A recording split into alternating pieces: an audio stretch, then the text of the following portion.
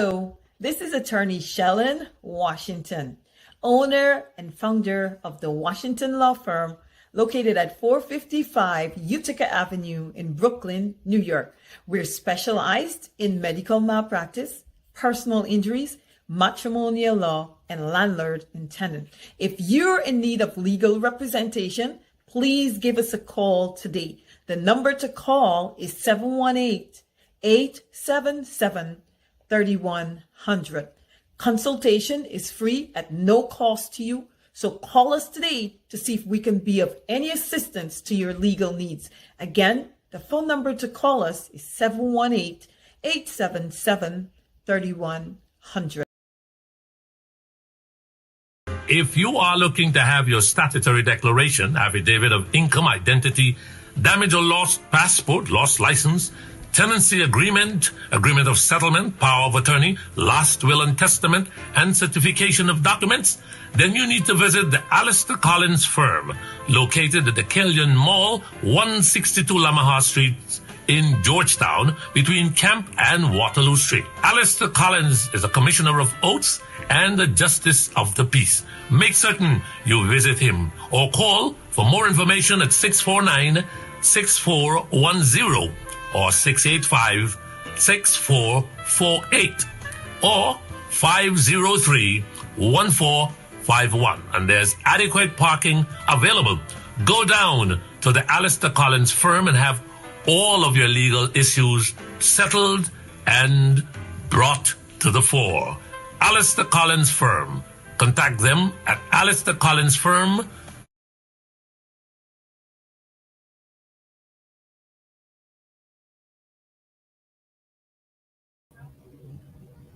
Well, good evening to who's it I'm saying good evening to, right? Everybody, right here on 107.1 FM. Good evening to all of you. We're going to rock and roll for just about an hour or so. I'm glad that I'm on time tonight, right? I don't want to get anybody upset by starting late. If it's 1 minute late, 2 minutes late, I just don't want anybody's bumps to raise. Good evening to all of you. Booker, how are you doing? Good evening. The folks out in Buxton as well. I noticed we have Roxanne Bess. Roxanne, how are you doing? The thing is, before I get to Roxanne Bess, let me thank you guys in advance for sharing the link. We're just going to say it once. That's it. Thank you for sharing the link. We appreciate it. We're done. We're not asking anymore. We're not going to tell you. We're not going to beg you for you to share the link. We just don't do that here. We announce it once and that's it. Please share the link. That's all we do. That's all. We're not going to repeat it. But we thank you so much. I see some of you guys are smiling. Thank you so much for sharing the link before we get started.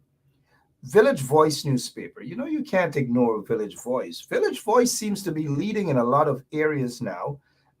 Probably some good folks there doing some good editing. Finally, good editing. Maybe they have a good editor there. Who knows? Finally, good job. All right. I noticed Crawford's Memorial Turf Club and sports facility at Alnis Village. Oh, yeah. Lots and lots of memories there. So we give them a plug. Whenever Crawford's Memorial Turf Club and sports facility, whenever they're having any sort of events there, especially horse racing, go out and support them. Go out and support J.R. Crawford. Whatever events they're having at Crawford's Memorial, at Alnis Village, go out and support a brother. He put everything on the line because of what he believes in. Every single thing against the corrupt, installed PPP regime. And so they are definitely against him. And so his turf club is also being starved. Everyone that's against them, they're starving them. But, we're not going to go hungry. We're not going to die. And they can't starve us for long. They will be out of office. But while they're starving folks at Crawford's Memorial Turf Club and so forth, they're giving out hundreds of millions of taxpayers' dollars to other horse racing clubs in the country. Other horse racing clubs in the country. You take a look at them and what they're doing. Chris Jagdeo's stable. What else? The other stables they have at Port Parant and other places. But because Crawford's Memorial Turf Club is owned by someone that they consider to be not in their favor, so to speak, they're starving this turf club. So I just thought I'd mention that. Pick up a copy of the uh, Village Voice newspaper, the leading newspaper right now online, and whenever they print on Sundays, it is also leading. Let's get to Miss Bess now, Roxanne Bess. I know some of you guys are dying to see my face. You will see it shortly, but let's deal with this here. Roxanne Bess, her son was murdered. No justice, nothing at all. She has been getting the royal runaround from the folks at CID headquarters, including the royal runaround from one of the most controversial cop right now in Guyana is this guy, Caesar. They cannot, and it appears, according to Miss Roxanne Bess, is that they're covering up the murder of her son. Covering up the murder of her son. She reached out to this guy, superintendent of police, whatever it is, whether it's senior super, drinking some soup, whether made with halal meat, I don't know, but soup. This is the soup guy. Soup, as in soup. And I'm talking about police term, superintendent of police. Now, hey, you can't say that I say that this guy is drinking soup, whether it's halal soup or whatever, but he is superintendent of police. Soup. We should change his name also to Azar Soup Muhammad Caesar. Azar Soup Muhammad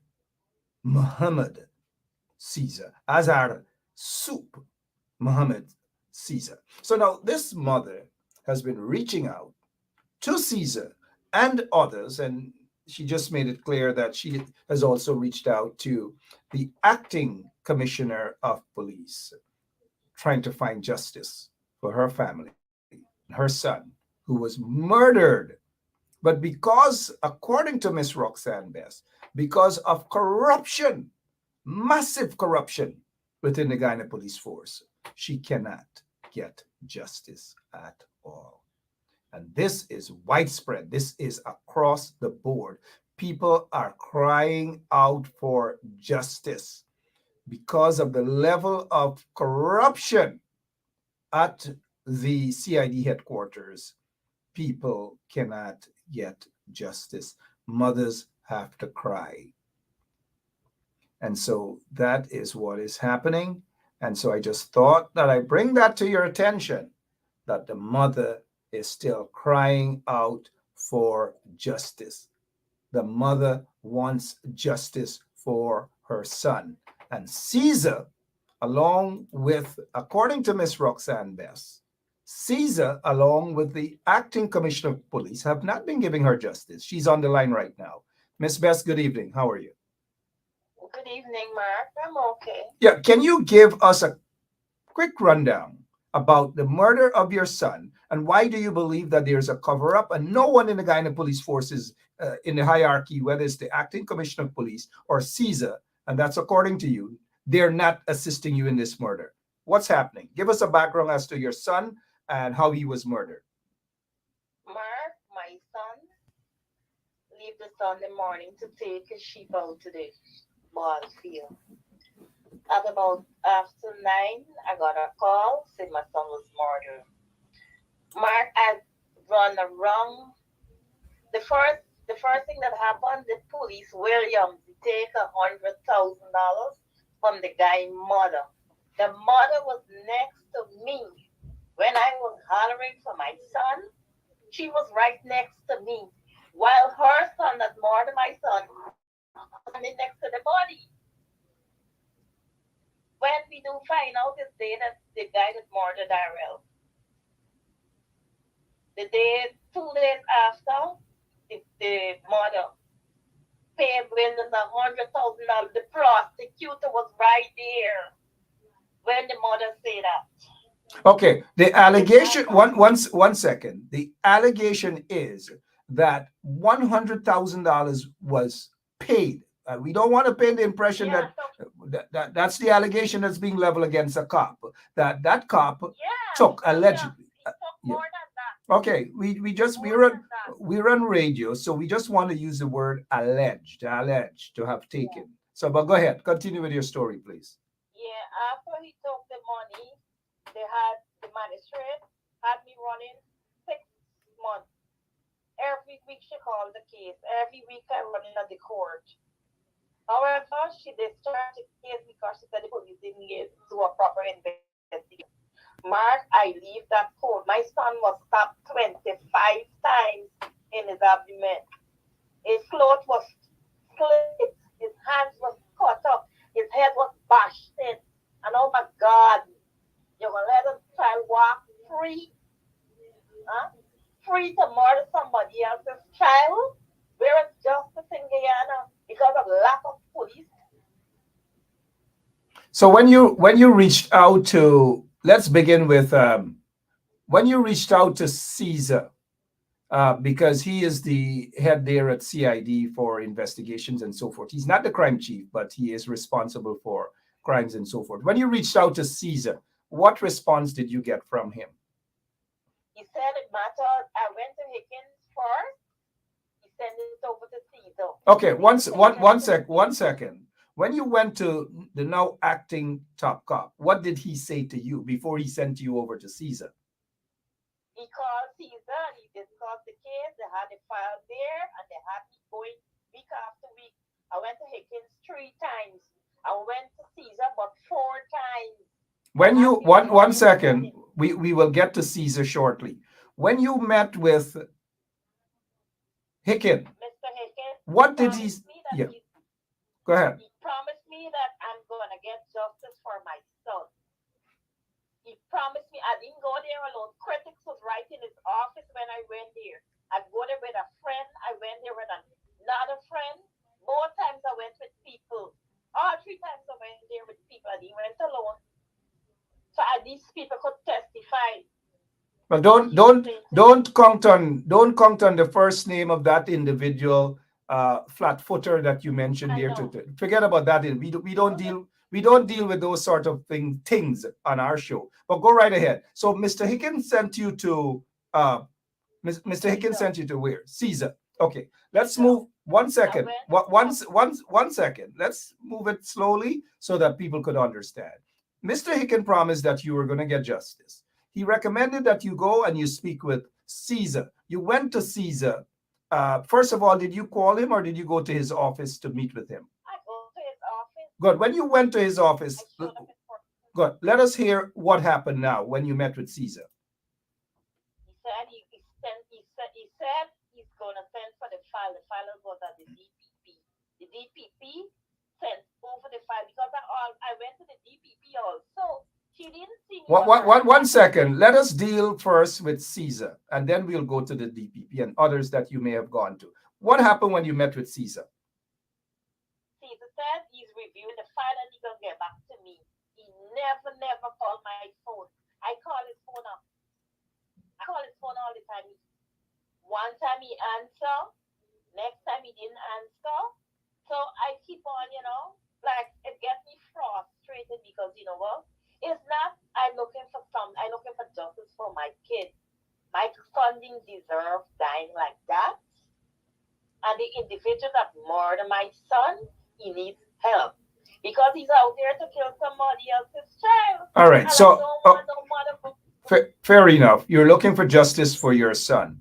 You have been calling Mr. Caesar or Caesar umpteen times. He has never responded to you. How do you feel? How do you feel about the police ignoring your case?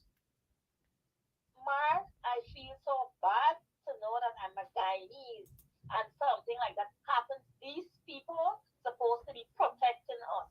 Right now, my life and my daughter don't even want to go into the shop because we were in the same area and my daughter is scared. Everybody's scared of this boy because he could snap again and kill somebody else. When was the last time you spoke with the police about this, your son's murder, ma'am? I can't recall.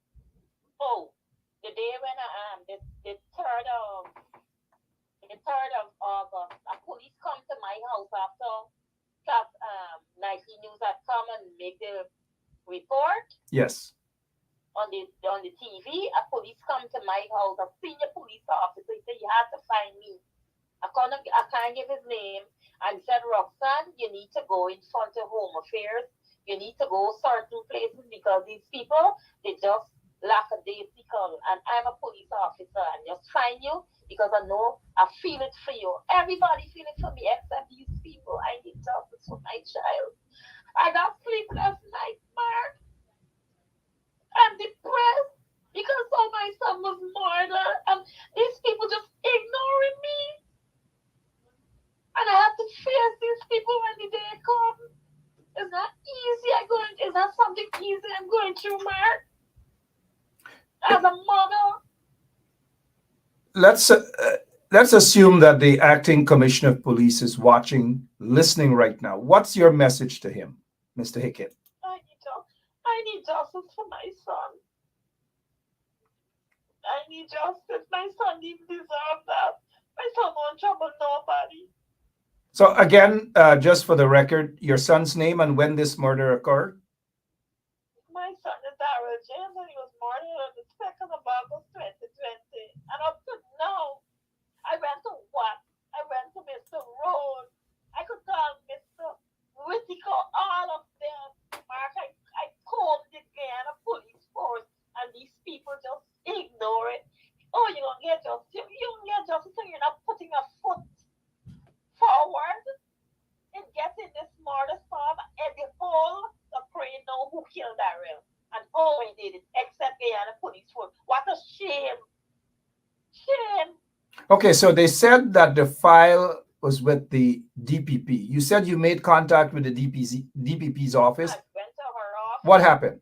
I went there and the secretary gave me a number that was called. And when I went back there, they said the file is over with Caesar. Caesar get the file. The file is not with the DPP. So the DPP's office is saying that the file is with Caesar. Have you made contact again with Caesar or visited his office at CID headquarters? I made contact. He said he got the file and he reviewing it. That was the last thing with Caesar. He have the file in front of him and he's reviewing it. Okay, 1 second. When was that you made contact with him about the file and he admitted, according to you, that he has the file? When? I can't remember, but it's just before the file. When they had the file at DPP office. He can't set the file button up then because I know he had the file. Because you made contact with him after the fire at good. Yeah. He said he reviewed up to now. It took you a year to review a matter like that was straightforward. Your officer took pay. My son had a stick in his neck on the postmark. They take it as an example, as a sample. Here.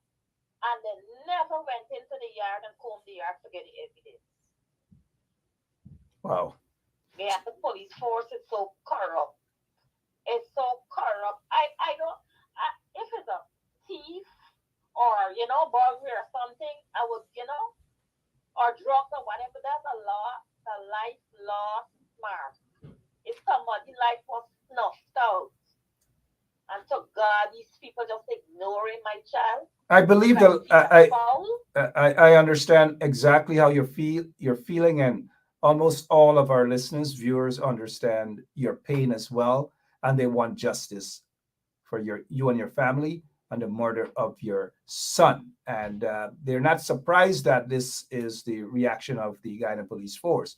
But I do recall when you and I spoke about this matter, I did put you on to a lawyer. I can't remember the name of the lawyer, but what's the outcome of that? Sorry, Caesar tell me at one time I was willing. I went out to Mr. Youth.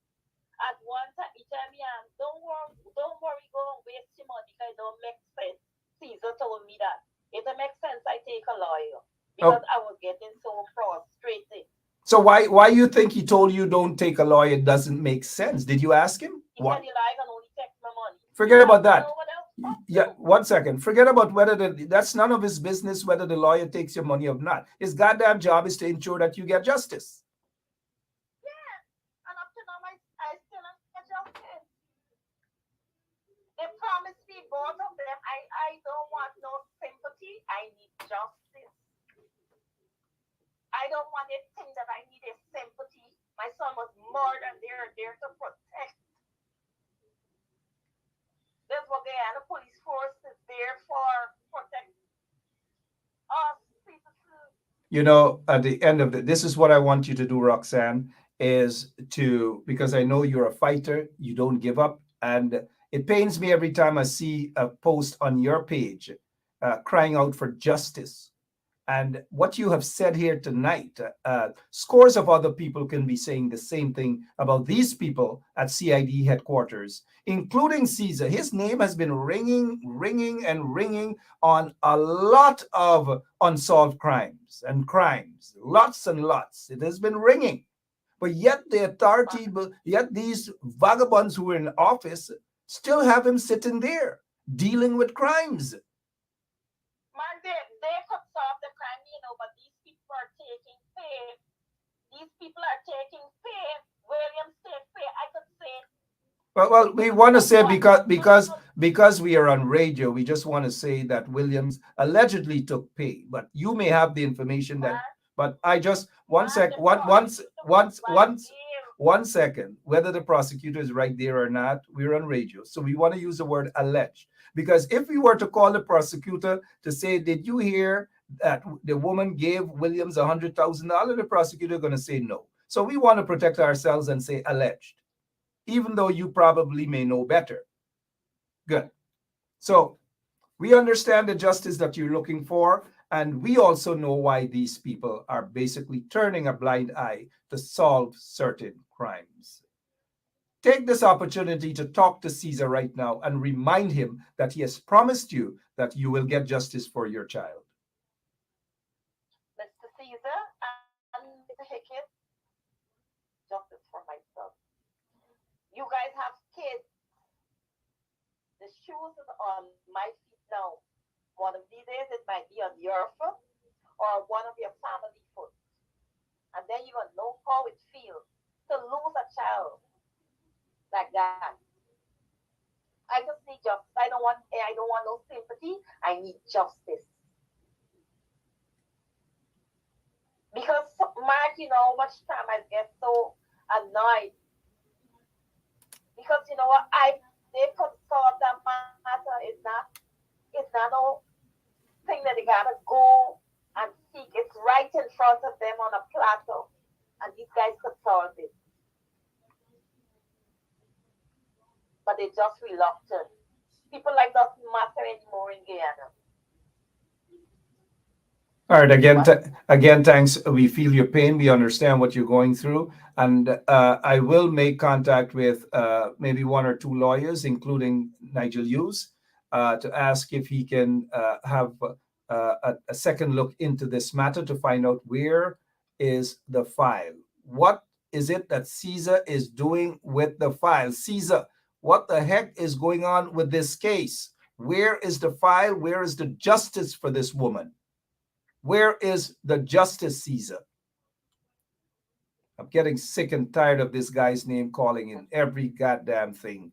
But yet he still sits there at CID headquarters. I got to get justice for my son. Ms. Bess, thank you so much for your time. Our prayers continue to be with you and your family. And we hope that one day, one day very soon, you will get the justice for your child. Yes, Mark. Thank you. God bless. Yeah, God bless you too and everybody. All right, good. So Roxanne Bess there telling you guys exactly what has happened to her son and the fact that she has been looking for justice. She hasn't been getting any justice, none whatsoever. And every time she goes around to Caesar, or even in the first place, she asked for help Then he wasn't acting commissioner of police, but he's now acting commissioner of police, not this this thing that's on the screen now. But this guy, who's the acting commissioner of police, has promised that the woman, Roxanne Bess, will get justice for the murder of her son over 2 years now. She is crying out for justice. I don't know, the deputy crime chief or whatever he is should definitely not be there. The RSS officer is in the country right now. The very RSS officers that were there during the Henry Brothers situation, they were there and they got the royal runaround. Mind you, back then, guess what? Back then, let me remove this and say good evening to all of you. That's my manners. You guys get to see me now. So let's continue with the program, 107.1 FM, straight up. So back then, the RSS, the team from the RSS, Regional Security Officers, they were there to investigate the Henry brothers' death, right? The cousins, sorry. So guess what the police force did? When the RSS officers, before they got there, they ensured that the evidence, every single thing, was actually removed from the scene. And by the time the RSS officers got there, it was raining and the evidence removed and all manner of things. So when the RSS officers got there, when they got there, they operated out of a shell. And so before they left Guyana, the recommendation was that the police can solve the crime. The police rush now to claim that they have solved the crime by rounding up 3 guys who smoke. And in Guyana, they call them junkies. But I don't want to call anybody junkies here on the show unless they're politicians. I don't mind calling people like Jagdeo a junkie or Irfan Ali a junkie or a pack of them who disguise themselves as ministers. I don't mind calling them junkies, but I'm not going to call ordinary citizens junkies. So they picked those 3 guys up and they charged them with the crime. They said that those are the guys them ball out for them belly. They said no, they get set up, and I'll tell you guys this, I believe the guys. Because the guy who allegedly confessed to say that the 2 other guys, all 3 of them been there, the guy himself said that he not tell police this, me not tell police nothing. The guy said that. So if this alleged confession was made, and the guy said, me not tell police that, them police are lie, but me not tell police that. And so they charged these 3 guys in an attempt to cover up the Henry murders. The RSS came down. The RSS came down during that time, and they left. During that time of the Henry cousins murder, a big businessman out in Cotton Tree, who is said to be a big-time PPP supporter, his name was being called. But all of a sudden, in order to cover up this crime, they said that 3 guys who they described as junkies were responsible for the deaths, the murders of those guys. Just to put a blindfold on things. Because the police believe that the entire Guyanese population, people pagali, people stupidi. And in case you don't know what is the term pagali, they have a song like that some of y'all familiar with, a pagali me pagali and stupidi me stupidi. Well, they think everybody in Guyana pagali and stupidi, only Irfan gets sense, only Jagdeo gets sense, and only Caesar and these other guys in the Guyana police force get sense. Everybody else pagali and stupidity. That's according to them, mind you, right? And so the covering up of the Henry cousins murders was basically to make it appear that they have done something and they solved the crime. Now let me ask you guys this, man. What will 3 guys, all because they had some sort of record before, criminal record, and because they are quote-unquote junkies, you grab them, and you slap them with 2 murder charges. All because Irfan Ali said there will be no stone left unturned. So you want to pacify the junkie, Irfan Ali, to make it appear that you have solved the Henry Cousins murders, when in fact that murder has not been solved. I can put my head on the block to tell you guys that there is massive level of corruption at CID headquarters as it pertains to that murder. We know of other murders. We are seeing the murder probe of allegations leveled against Azardine Mohammed, whom the police, they seem to be protecting that guy. And the other murder accused is security guy. Why? As citizens, why should we sit down and accept these things when people are crying out for justice?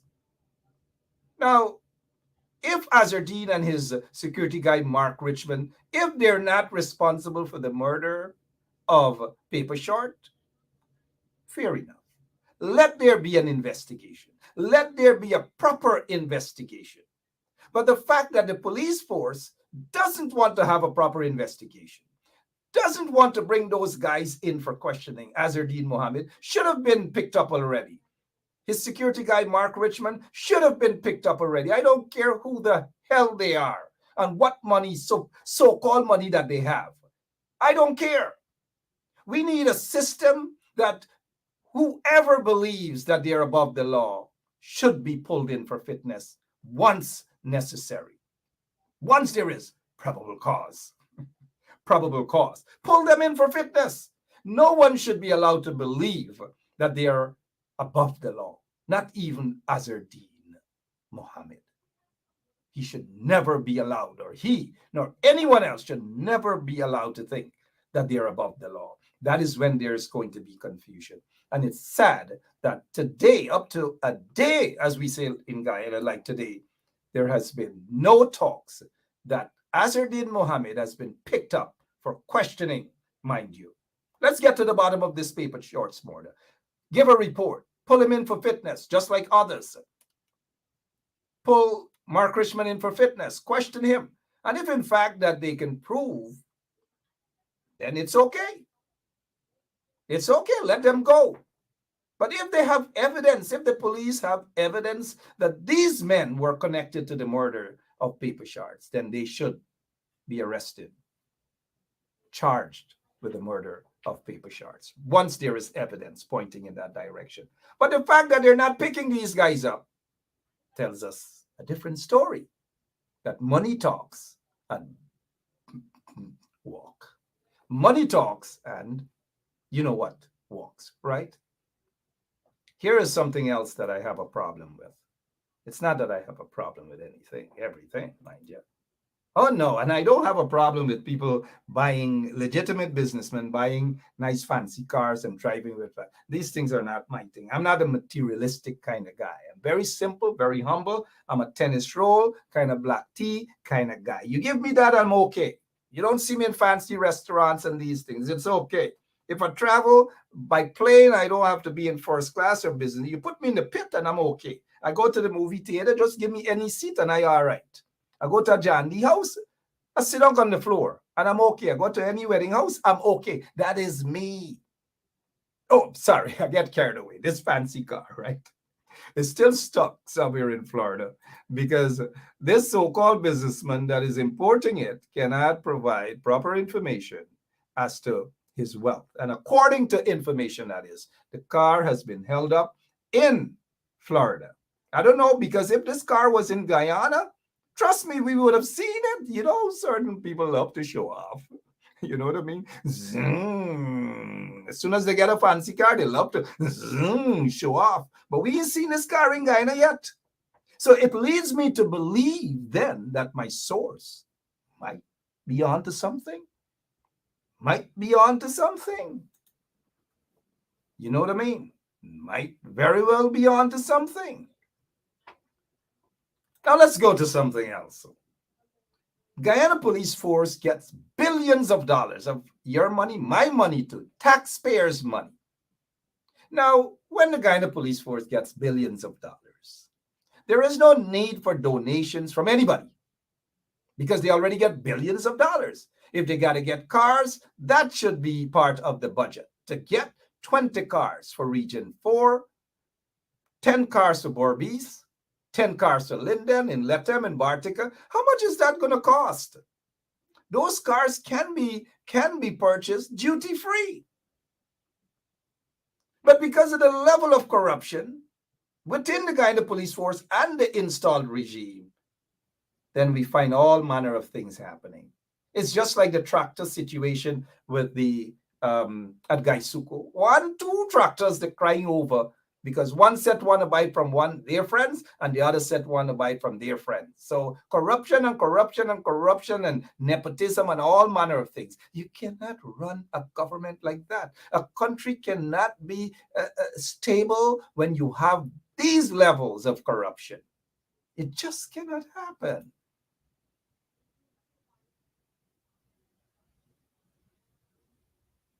I don't know. So now let's get to my point. Billions of dollars, taxpayers' money allocated for cars and all manner of things. And let's get back to this Azardine Mohammed guy now.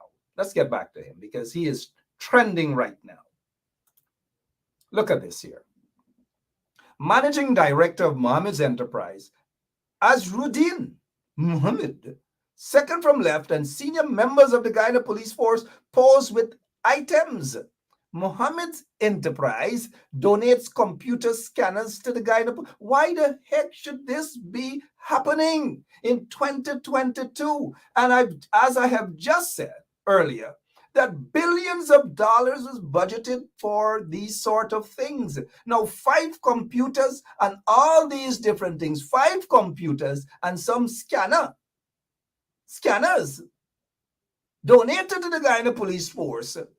So what the heck then? Why should we as taxpayers be giving billions of dollars to the Guyana police force for?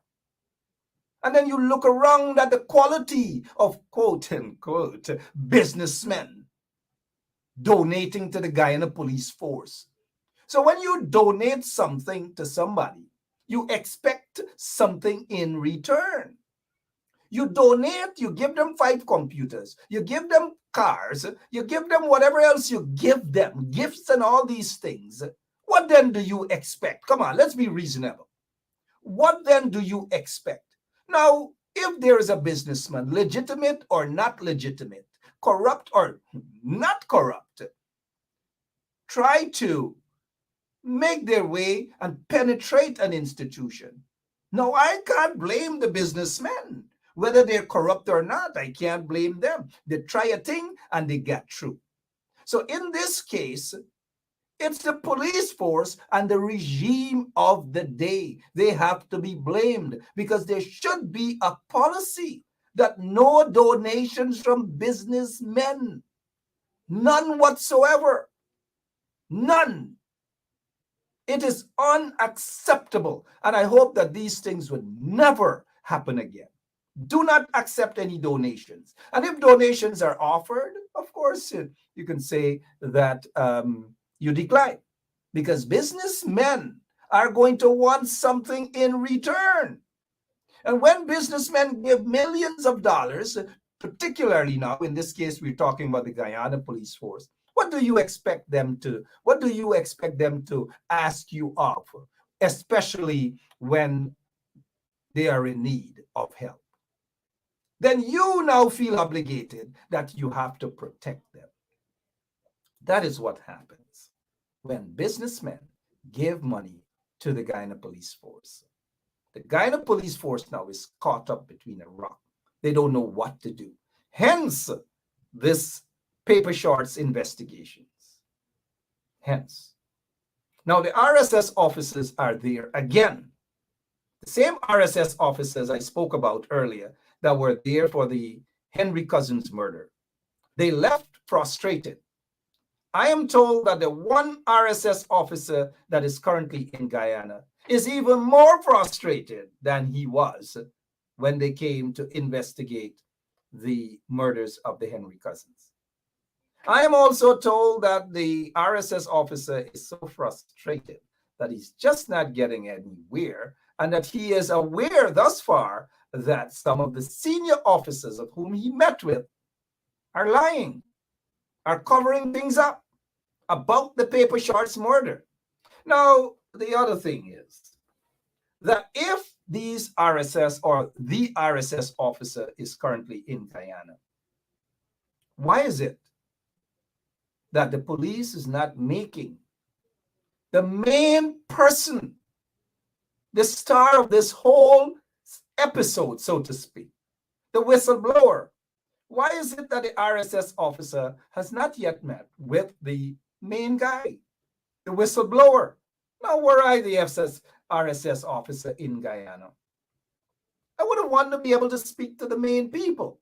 The first persons, 3 of them, would have been the top of my agenda to meet with, almost within the first 24 hours that I've gotten there. One is Caesar. I want to talk to Caesar. Second, I want to talk to the crime chief, Mr. Bladham. Third person I want to speak with is the whistleblower, Detective Sergeant Dion Bascom. Thus far, Bascom has not been interviewed by the RSS officer. And that to me is the way to go in any investigation. It is, again, I say, suspicious that Bascom has not been interviewed by the RSS officer. So now here is this question here, and read between the lines what the police is doing. It seems as though they have friends in the DPP chambers. It could be the DPP, I don't know, mind you. But look how quickly and how timely it is that the same DPP chambers that takes a while before they institute charges. Take for example what happened in the Orrin Boston situation. Take an example as to what happened in the Quindon Bacchus murder. How long the DPP chambers took before they came back with something. And how fast and how quick it is. Swift. The DPP chambers came out with something. And not just one parcel, as they say in Camp Street Prison. They get a set of parcels. 7 parcels, 7 charges, I'm told. Swiftly. Let's get this out of the way. Let's charge him. Because the RSS officer is in Guyana right now. So you charge Bascom to make him look as though, yes, Bascom is the culprit. That is what they're attempting to do. And the DPP chamber seem to be following the instructions of Caesar or somebody in the Guyana police force, or maybe outside of the Guyana police force. Who knows? You know. Good evening to all my Muslim brothers and sisters out there. Assalamu alaikum. Bismillahir Rahmanir Rahim. Who knows? Who knows? The DPP's husband is head of the biggest, supposedly the largest Muslim organization in Guyana, CIOG. And some of these culprits who are alleged to have been part of murder plots and all these things are tied to the CIOG. So, gosh, who knows? That's why I say again, good night to my Muslim brothers and sisters. Assalamu alaikum. Assalamu alaikum. So now that the DPP, sorry, I got carried away there for a moment, not to let you know that I know a little bit of Arabic, but I try to drive home a point as subtle as I tried. I hope it got over there, right? So now the DPP has decided, even though, mind you, the Guyana police force has a legal officer, a young legal officer, a youngster, I believe his name is Moore, his last name is Moore or something like that. He is the legal officer for the Guyana police force.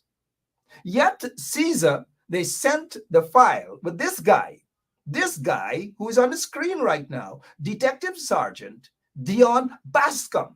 They swiftly rushed the file over to the DPP so that the DPP can slam several trumped-up charges against this guy. So said, so done. All of the charges are trumped up in nature because the DPP should know. Well, then again, I see people who are presenting themselves as lawyers aren't really that smart. I didn't say Anil, you know.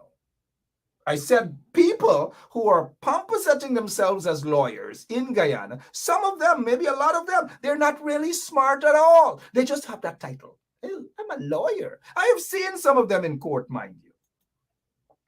Let's remove Mr. Bascom for a second. I have seen some of these lawyers in court arguing cases, well, attempting to argue cases. The bunch that I have seen, it seems as though they are reading from a script. The magistrate says X, Y, and Z, and they say, thank you, your worship, most obliged. Thank you. They don't ask for anything. They don't say, look, we need this matter to conclude as quickly as possible. We can't allow dates to be, the court matter to be postponed. Your worship, this is an injustice against my client. We cannot have this. This is the fourth time you're doing this to me, your worship. It seems as though since the prosecutors are not ready for this case, your worship, it is unacceptable with all due respect that you keep giving us dates upon dates while my client is languishing in prison. We cannot accept this. This is not what the justice system is about, your worship. No, they don't do that. Most of them don't do that. So their clients are being railroaded by the justice system. And these lawyers stand there and they said, most obliged, your worship. Thank you. We will accept that date. Then the next case comes up, most obliged, your worship. Thank you. Or most obliged, your worship. And then the client goes right back into prison. Nobody's standing up. None of these, most of these lawyers are not standing up. They're not fighting cases and so forth. And I speak of that because here what's happening. You get this case with these, we'll get back to the paper short stuff, by the way. And if you're watching it this evening, good evening, Azrael. Good evening to the other folks who are watching. Mark Richmond, you might be watching. Good evening to you too. I'll get back to you guys shortly. But look, let's get to this thing here now. These people have been charged, trumped up charges against them. Over 2 years now. Come, let's be realistic, guys. Can we for a moment? 2 years now. And every time they go to court, the prosecutor or the persecutor isn't ready. The file isn't ready. Now, help me, God. I cannot sit as a magistrate knowing that I'm there to dispense justice, fairness across the board. I can't. Gosh, what magistrate would do something like this? Not just to these folks, but to people in general. You got to expedite these cases. You can't get people remanded to prison 3 times, 4 times. Prosecutors in ready yet. Can we ask? And they keep asking for a date upon date upon date. I don't know if they think that this is a dating club or a singles club that you want a date and date and date and that crap every minute. Now, these 3 persons, Mr. Lowenfield, Miss Roxanne Myers, and Mr. Mingo, they haven't been getting justice. And this is where a time we've heard from these vagabonds in the PPP that these people, they have done this to rig elections and they did bad stuff and they have the evidence. If they have the evidence against these people, then my question is, why every time they go to court, you're hearing that prosecutor isn't ready, your worship. Prosecutor isn't ready. And some of these prosecutors get annoying voices. You know why too? Because in Guyana, prosecutors are not lawyers. They're not trained on the law. They may have gone to a 1 week or a 2 week prosecutor's course, and then they read some chapter from somewhere, and then they come back and they say, your worship, we're not ready for this case. Most of them or all of them are police, right? Unless you have a special prosecutor that is appointed by the DPP chambers. So most of or all of those prosecutors we have right now are police. They're sergeant, or some of them are corporal, and they're prosecuting cases. So these cases are beyond them. They can't control. They got to take orders from political directorates. And so when they go to court, they are being told to tell the magistrate that I've not ready yet. And so they say, we're not ready yet, your worship. It's unfair to these people. It's unfair to the justice system. It's unfair to the citizens of Guyana that even in this case, that you cannot have this matter dispensed of. You cannot. They're not dealing with it because they don't have any goddamn evidence against these people. None whatsoever. And shame on the justice system. Shame on the magistrates who are actually sitting in, or the magistrate on this. Shame on them. Shame on the prosecutor. Shame on the DPP chambers. Because the DPP chambers, they're quick to step in to withdraw cases when it favors them, when it is somebody for them. But they are using their office to persecute people. And since the DPP is a Muslim, that is against the Quran. The Quran speaks out against these things, injustices against your brothers and sisters. And I hope to God that the DPP is not using her office to persecute people. And now I want you to see my facial expression. I hope to God that the DPP is not using her office to persecute people. It is against the Quran. You cannot do that. It is un-Islamic for you to even do that. And look, let's get back now to some other cases, some cold cases. And I want to give you guys, some of you may have remembered, there's a guy by the name of Shaka Chase. And here's where I'll bring the DPP chambers in again. Shaka Chase. He was arrested. I believe Caesar and all of these, mind you, they were all part of this conspiracy. A cop was shot and killed somewhere on High Street. Well, they call it whatever street, Georgetown people. But High Street, I know it as. A cop was shot and killed. The police rushed without any evidence and charged an individual, all because the individual was known to them. And so just give him the murder charge, right? Charge him for the police murder. They tortured him. They squeezed his whatever. He messed up himself. All manner of things they did to him at CID headquarters. Now, when you fill out your application for visa and so forth, they ask you if you ever torture anybody. I hope, and I'll try to get a list of some of those officers who filled out their application to see whether they lied, whether they have tortured. They say that they haven't tortured anybody because the court ruled that Mr. Shaka Chase was actually tortured. They picked up a woman from Tiger Bay, tortured her as well. I'm not saying alleged, because they came to me, they said they were tortured. And they had evidence that they were tortured. They tortured a woman so that she can confess that the guy that they charged, Shaka Chase, that she saw him and that he was the guy who murdered the policeman. Oh, gosh. I wish I had some water in the studio right now. I'm telling you guys about the justice system and about the police, the kinds of police investigations in Guyana. You know what happened thereafter? And Nigel Hughes can attest to that. He did on several occasions, right here on this show. It turned out that they had no evidence against Shaka Chase. None whatsoever. And because of some of us who stepped out there to protest against this injustice, and the fact that Nigel Hughes got on the case, his office, thank you, Nigel, swiftly, the DPP chambers, out of embarrassment, had to withdraw the murder charges against Mr. Shaka Chase. He sued the state. He's still waiting for his settlement for torturing him. Then Acting Chief Justice Ian Chang ruled that Mr. Shaka Chase, not Mark Penshap saying this, then Acting Chief Justice Ian Chang, the late Ian Chang, ruled that Shaka Chase was murdered by operatives of the state, meaning that he was, tortured by members of the Guyana police force. He's still waiting to get his compensation today.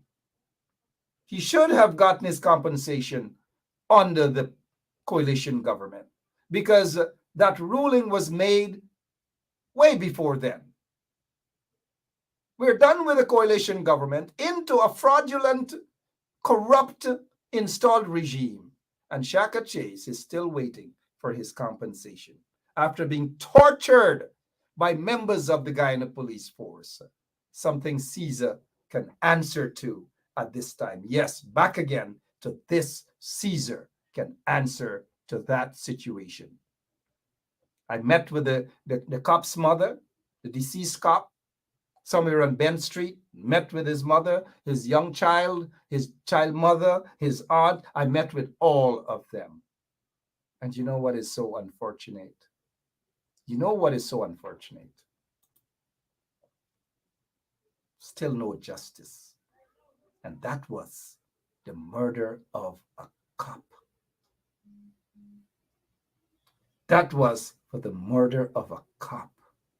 And if they can treat their colleague like that, just imagine. Imagine what Roxanne Bess, who's crying out for justice for her son, and others are enduring.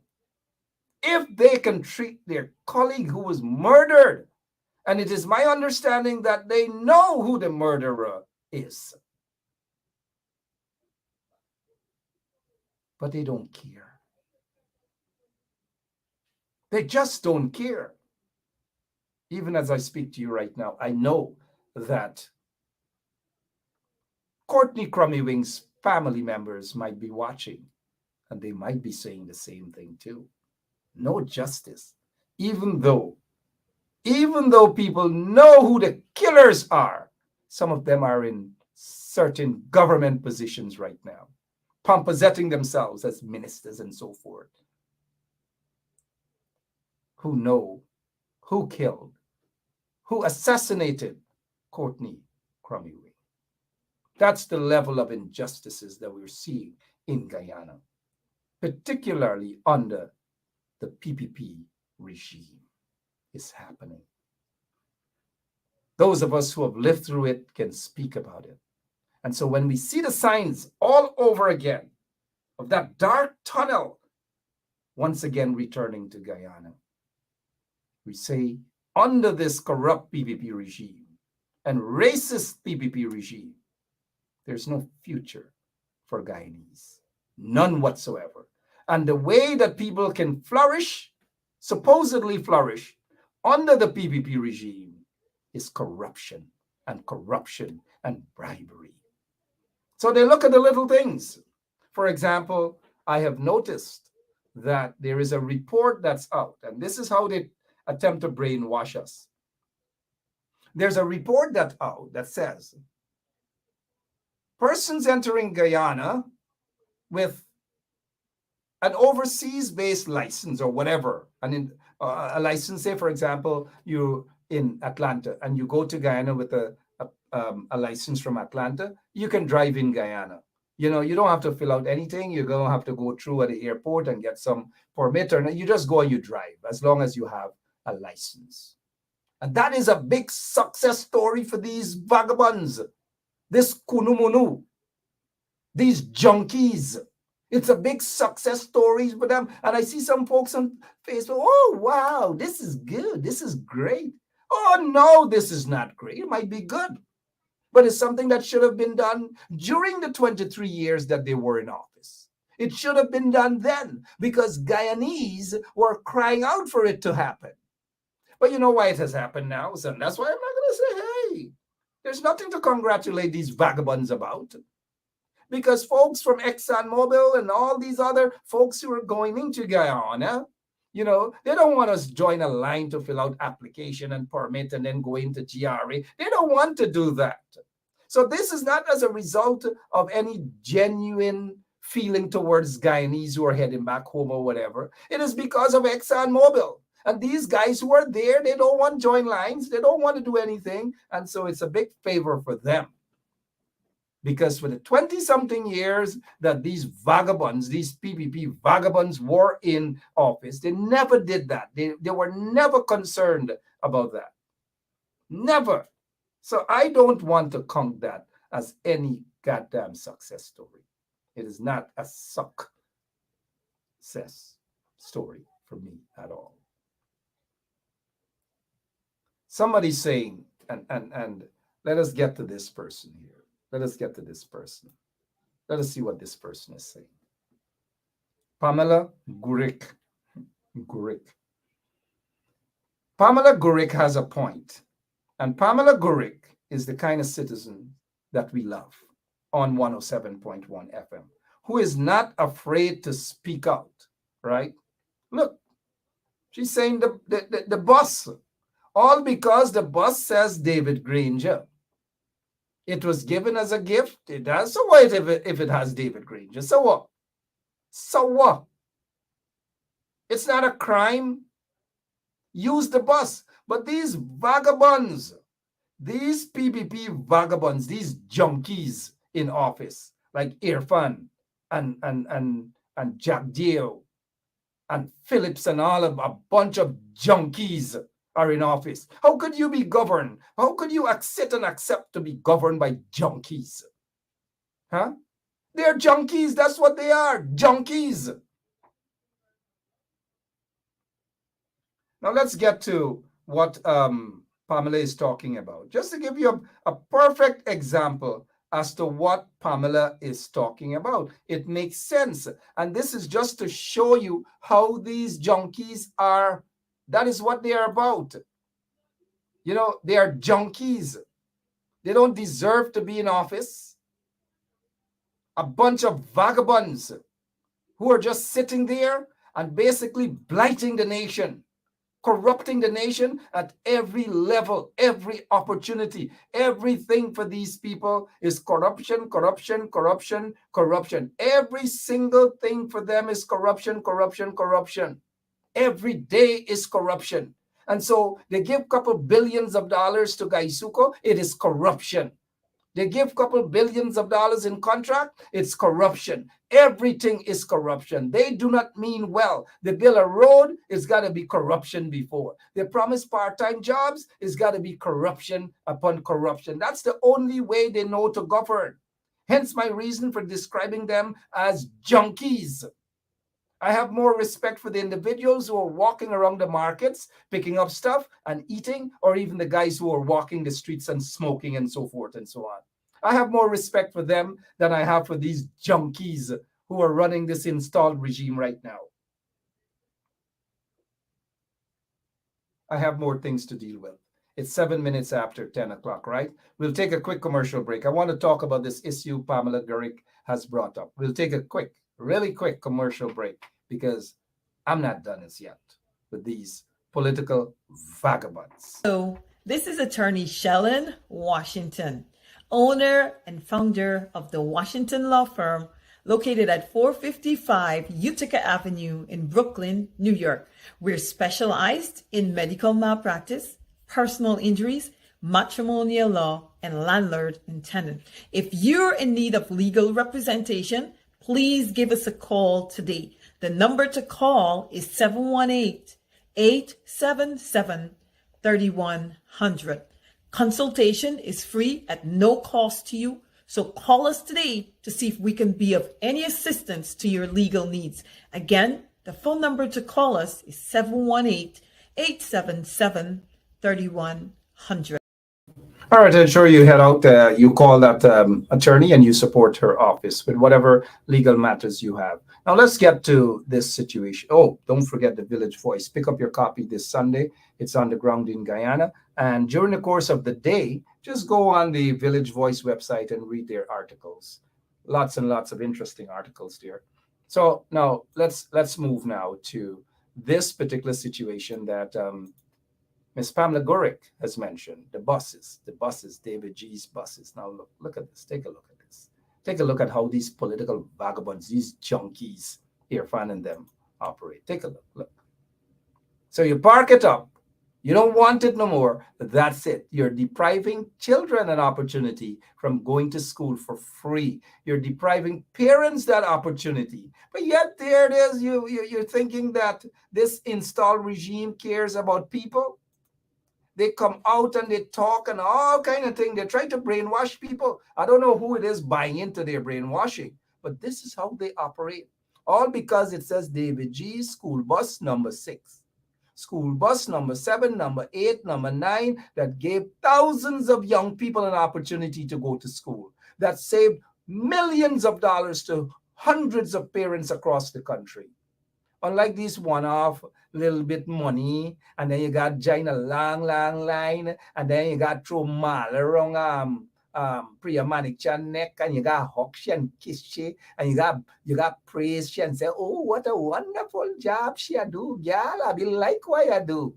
Right? And then if you can sing, you go up and you sing a song and you say, so now come let we go, girl, nobody no gonna know. Priya come let we go, girl, nobody no gonna know. Your mommy no gonna know, girl, your aji gonna know, girl. Priya come let we go, girl, nobody no gonna. And all these manner of things, and she gonna laugh and she gonna hug you, and she gonna, might, if you're lucky, she might squeeze another voucher in your hand. That is what these people want. They don't govern for a purpose. They govern because they want to go into the purse. That's what they govern. And they don't care how how corrupt they look. They just don't care. They don't care how vindictive they appear. They just don't care. Hence, look at this bus. This bus ain't supposed to be like that. But they want it to be like that because they don't want to touch it. It's David Granger and the coalition bus. They don't want to touch it, so they rather their own corruption. They rather get buses from wherever they're getting buses from that cost 10 times the amount. So if somebody gives a bus, the other person got to get $1 billion, $2 billion in contracts and these sort of things. These people are a bunch of political junkies. Junkies. You look at them, they're junkies. They don't care about Guyana. They just don't care about Guyana. Shame and disgrace on these vagabonds in the installed regime. Take a look at this one. Take a look at this here now.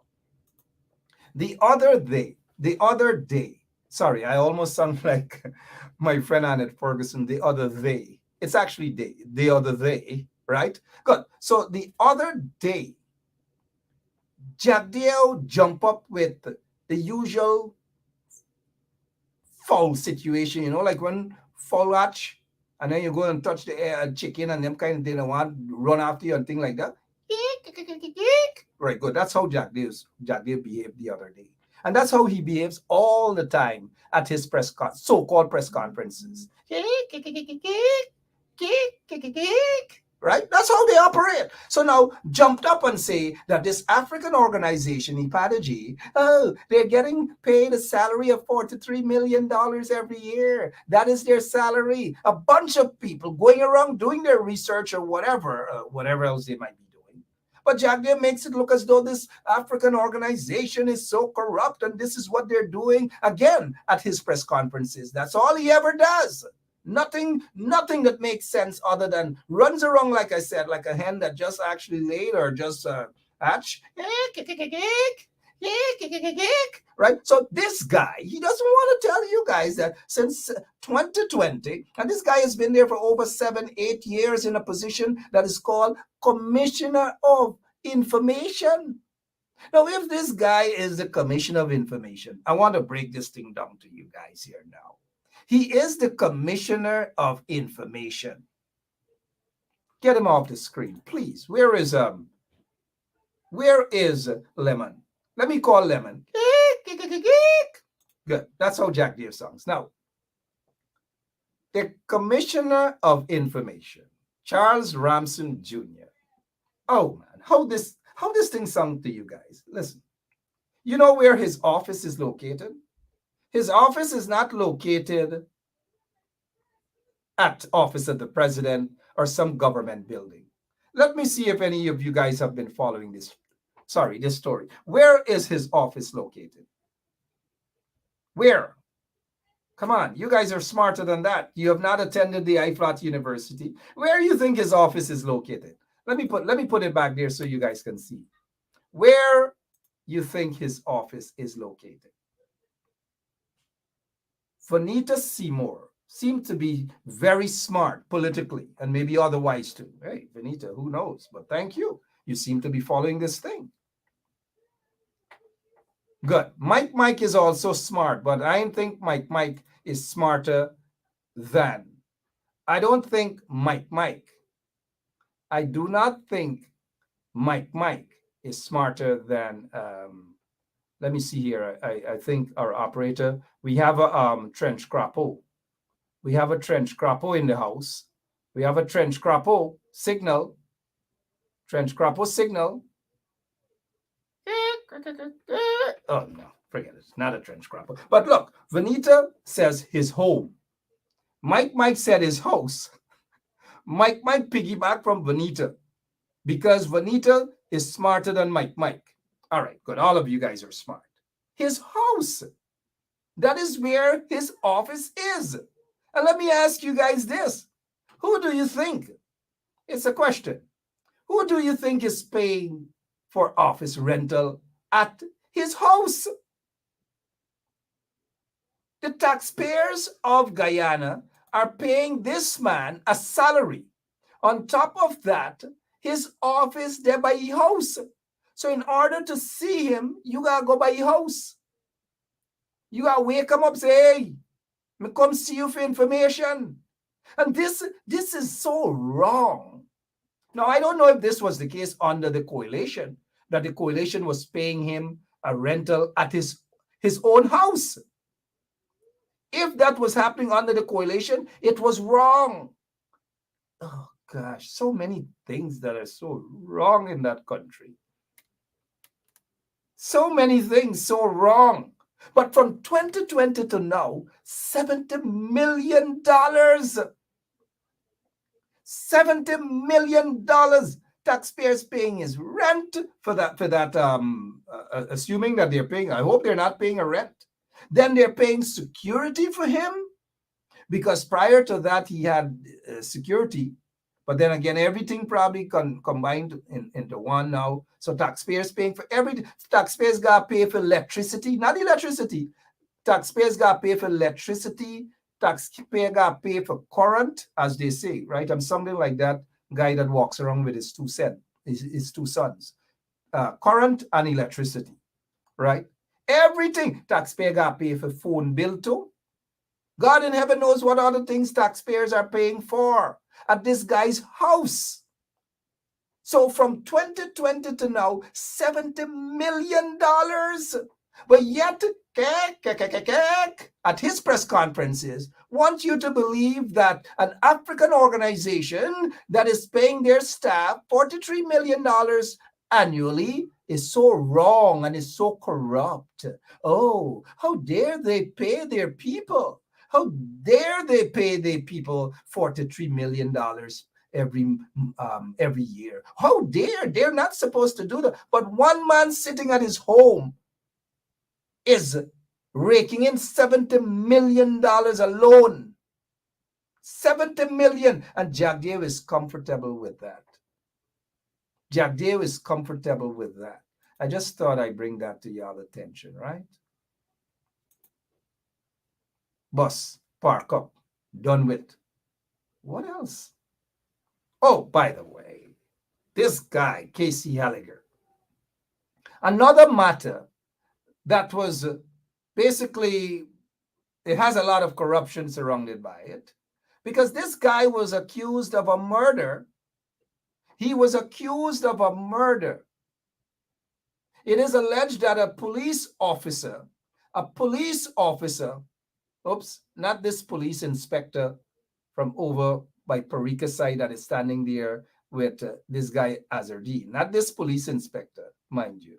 And I do believe, based on information, that is a police inspector. This guy is a police inspector. You see how things going there? You know what I'm getting at, right? But back to this case here. It is alleged that a police, not necessarily a senior, but he get a little rank, decided now to cause this individual to be charged with murder, knowing very well that this guy was not even a suspect in the murder of Kitty Contractor. And so well, you know what? There's so many cases that I have in my possession right now, so I don't want to mix things up. But let's go back to this case here. It says, Casey Halliger, the Office of the Director of Public Prosecution, on Monday withdrew the charge laid against 28-year-old. And again, I will get into this maybe tomorrow night as to why the murder charge was actually withdrew by the DPP. Again, because of being misled and corruption at the CID headquarters. So let's remove that for a second, right? Let's go back. Let's go to this here now. Totaram Motu. And I know they get some people watching this show right now and probably saying, what the heck is some people who might be connected to this murder and through corruption, allegations of corruption at the CID headquarters. Look at this. Totaram Motu. Totaram Motu. Totaram Motu and his wife, Bachmati. Or some may say Bachmati, but it's Bagmati. Bagmati. So it's not pronounced Bajmati or Bajmati. It's Bag. The J is silent. Bagmati. In Hindi, that's how it is. Bagmati, right? They were, we were told that it's a murder-suicide.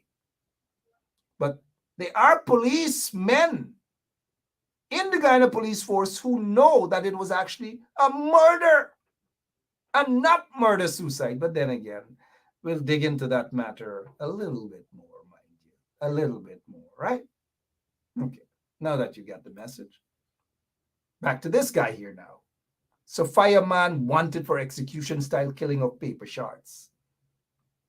Maybe the police should pull this guy in again for another round of interview. Another round of interview. Mind you, the folks at Camp Street Prison, they are good investigators. They can identify people. They know their fellow colleagues and so forth. Once you go through that institution, you will know what I'm talking about. It's like you become an investigator.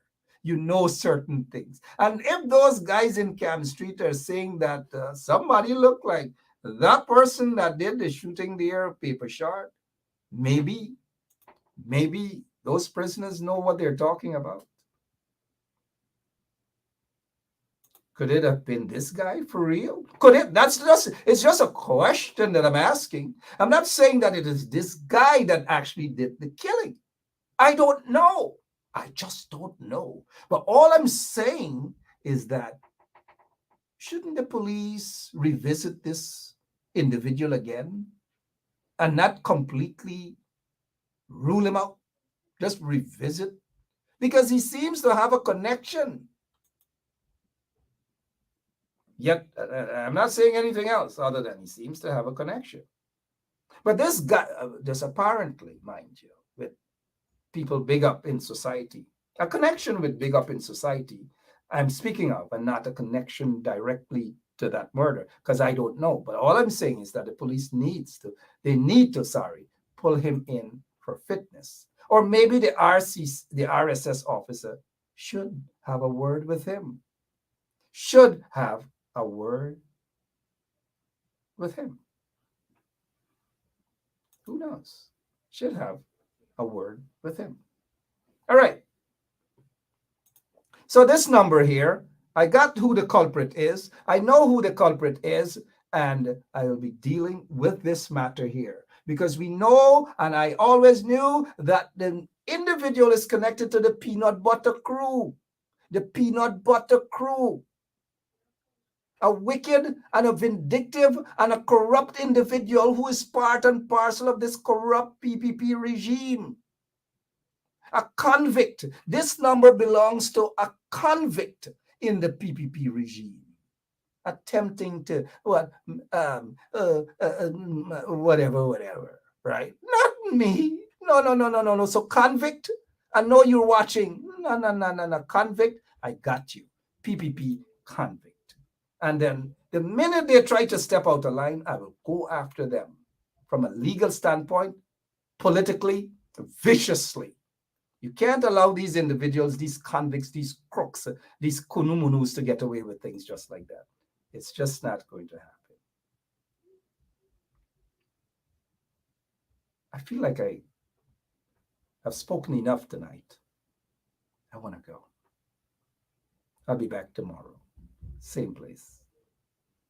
But before I go, somebody's asking, Erica Colleen Cozier, is that how you pronounce your name? What's the peanut butter crew?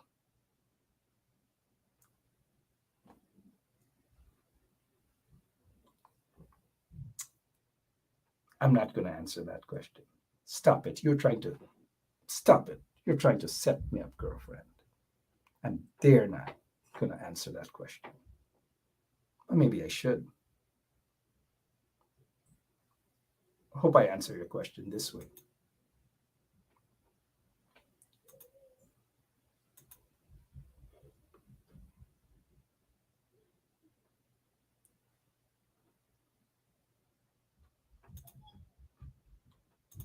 Again, I hope I answered your question as to what is the peanut butter crew. Bye-bye, sweetheart. I love you guys. God bless you all. Peanut butter crew.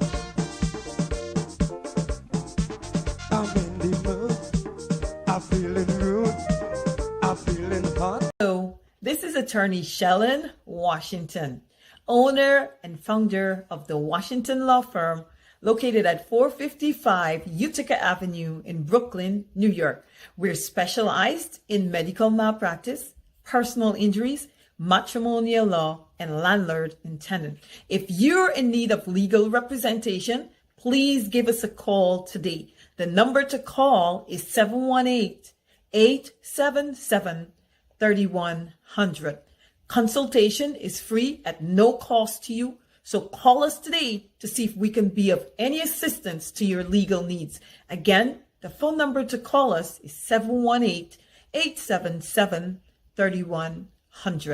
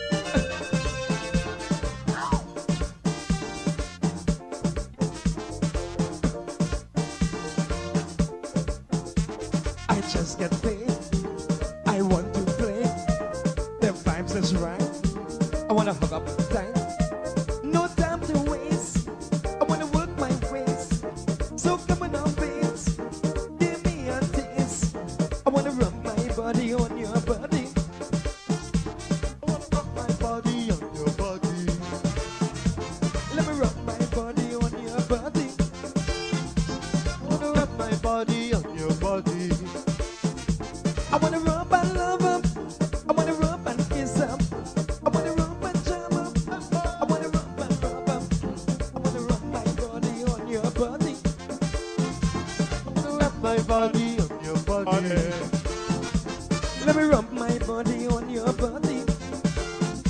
I wanna rub my my body and your body.